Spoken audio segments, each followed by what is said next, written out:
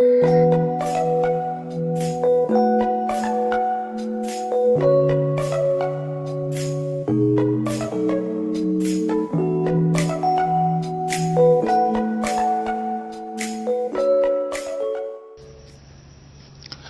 اللہ الرحمن الرحیم۔ شروع اللہ کے نام سے جو بڑا مہربان اور نہایت رحم کرنے والا ہے۔ السلام علیکم دوستو، ہمارا آج کا موضوع ہے حضرت موسیٰ علیہ السلام کا اللہ تعالیٰ سے سوال کرنا۔ حضرت موسیٰ علیہ السلام نے ہم کلام ہوتے ہوئے اللہ تعالیٰ سے سوال کیا کہ انسان کو کیوں تخلیق کیا اگر مارنا ہی تھا تو؟ اللہ تعالیٰ نے کیا جواب دیا؟ چلتے ہیں اپنے موضوع کی طرف اور دیکھتے ہیں کہ سوال جواب کیا ہوئے۔ حضرت موسیٰ علیہ السلام نے اللہ سے سوال کیا کہ اے خدا، تو لوگوں کو پیدا کرتا ہے اور پھر مار دیتا ہے، اس میں کیا حکمت ہے؟ حق تعالیٰ نے فرمایا، چونکہ تیرا سوال انکار اور غفلت پر مبنی ہے، اس لیے میں درگزر کرتا ہوں ورنہ سزا دیتا۔ تو اس لیے معلوم کر رہا ہے تاکہ لوگوں کو ہماری حکمتوں سے آگاہ کر دے، ورنہ تجھے مخلوق کے پیدا کرنے میں ہماری حکمتیں معلوم ہیں۔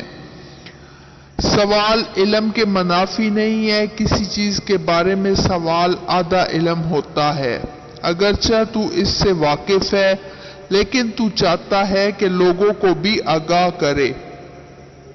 کسی چیز کا علم ہو جانے کے بعد ہی اس کے بارے میں سوال جواب ہو سکتا ہے۔ علم ہی گمراہی اور ہدایت کا سبب بنتا ہے، جیسا کہ نمی اور تری ہی پھل میں شیریں کے علاوہ تلخی بھی پیدا کرتی ہے۔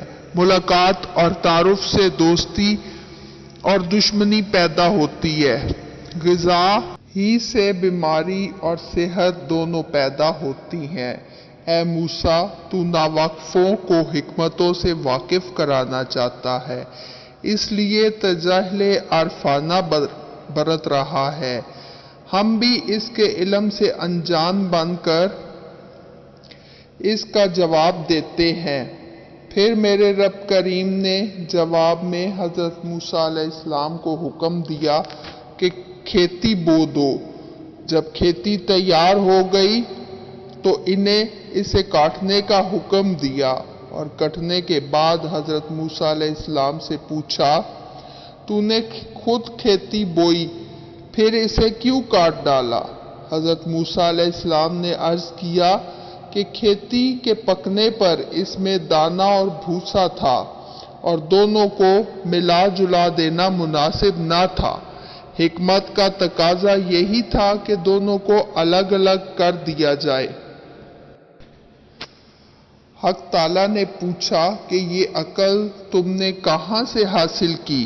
حضرت موسیٰ علیہ السلام نے کہا کہ یہ دانش اور عقل آپ کی عطا کردہ ہے۔ تو جواب میں میرے رب کائنات نے فرمایا کہ پھر یہ دانش مجھ میں کیوں نہ ہوگی؟ دیکھو، انسانوں کی روحیں دو قسم کی ہیں، ایک پاک روحیں، ایک ناپاک روحیں۔ سب انسانی جسم ایک رتبے کے نہیں ہیں۔ کسی جسم میں موتی جیسی روح ہے اور کسی جسم میں کانچ جیسی۔ ان روحوں کو بھی اسی طرح ایک دوسرے سے علیحدہ کر دینا مناسب ہے، جس طرح گیہوں کو بھوسے سے، تاکہ نیک روحیں جنت کو چلی جائیں اور بری روحیں دوزخ کو۔ پہلی حکمت تو مارنے کی تھی، اور پیدا کرنے کی حکمت یہ ہے کہ ہماری صفات کا اظہار ہو جائے۔